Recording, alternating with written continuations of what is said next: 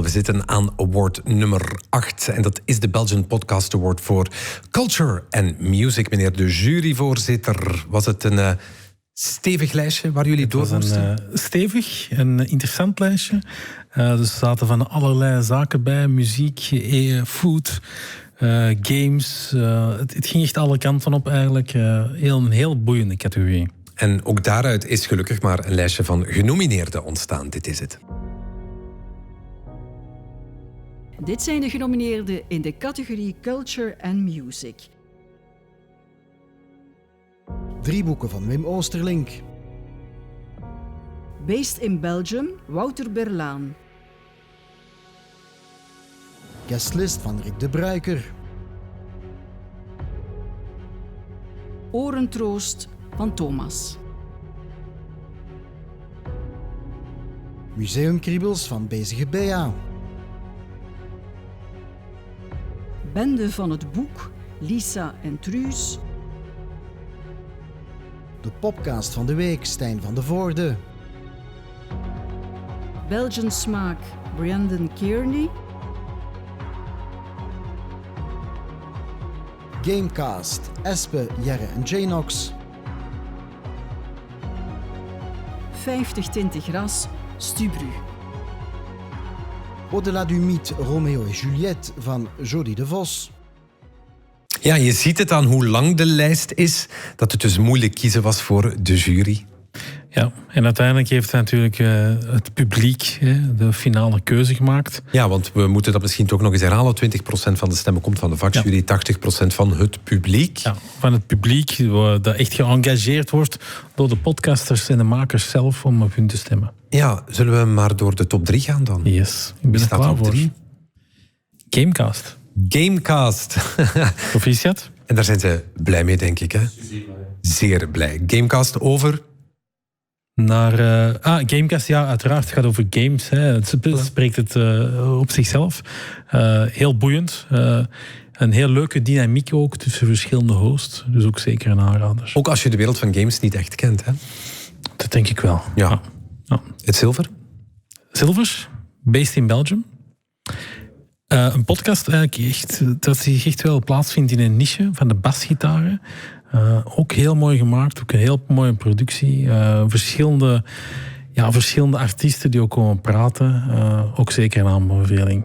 En dat betekent dat de Belgian Podcast Award in de categorie Culture and Music is voor?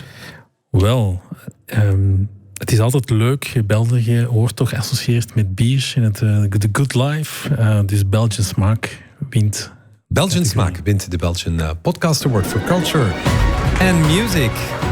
Thank you, Xavier Martin. Thank you very much. That's fantastic.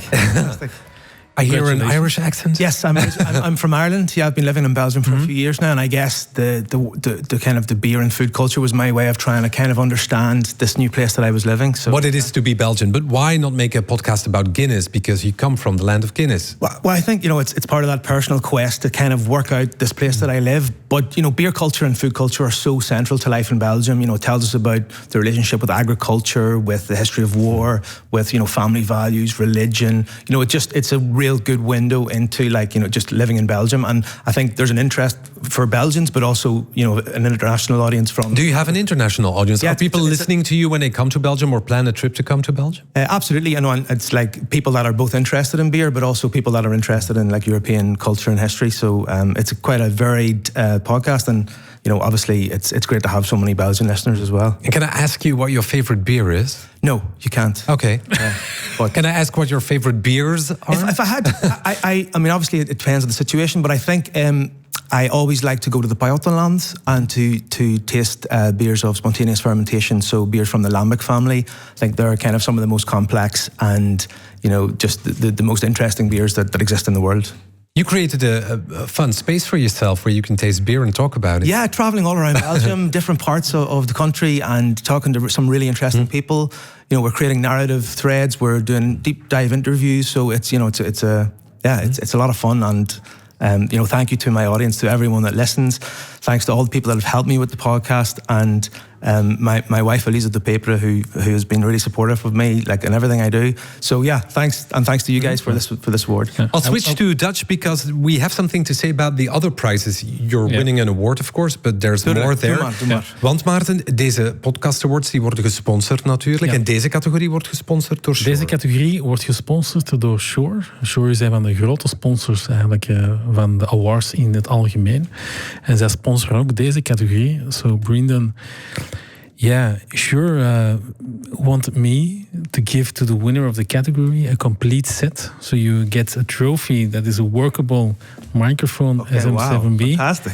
You get 2 wireless headphones and 2 microphones. The other ones are over there.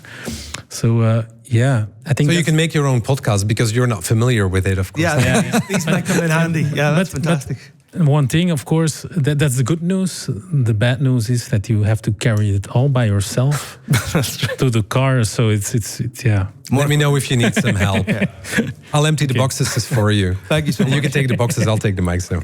Just kidding. Congratulations once again with the Belgian Podcast Award Culture and Music. En ook aan de jongens van de Gamecast gefeliciteerd.